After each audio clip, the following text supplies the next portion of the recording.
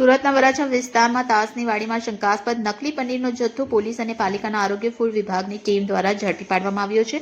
શહેરના જાગૃત નાગરિકોએ આપેલ માહિતીના આધારે સુરતના વરાછા તાસની વાડીમાં મોટા પ્રમાણમાં શંકાસ્પદ નકલી પનીરના જથ્થાની સપ્લાય કરવા આવ્યો હોવાની માહિતી આપવામાં આવી હતી. આરોગ્ય ટીમે 150 કિલો જથ્થો કબજે કરવામાં આવ્યો હતો.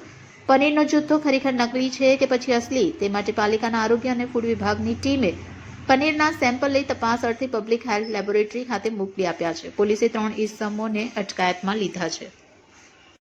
હું ડી કે Patel, food safety officer, Surat મહાનગરપાલિકા, વરાછા પોલીસ સ્ટેશન અને ફૂડ વિભાગની સંયુક્ત કામગીરીમાં આજે જે બાતમી મળેલી કે તાસની વાડી એકે રોડ ઉપર લક્ષ્મીનારાયણ ઇન્ડસ્ટ્રીની સામે પનીરનું અહીંયા સંગ્રહ થાય છે અને તેનો શંકાસ્પદ જથ્થો જણાતા 150 કેજી જેટલો જથ્થો માલુમ પડેલ છે અને એમાંથી પનીરનો નમૂનો લઈ પબ્લિક હેલ્થ લેબોરેટરી સુરત મહાનગરપાલિકાને મોકલાવી આપવામાં આવશે. જેનો પૃથ્થકરણ અહેવાલ આવે આગળની કાર્યવાહી કરવામાં આવશે.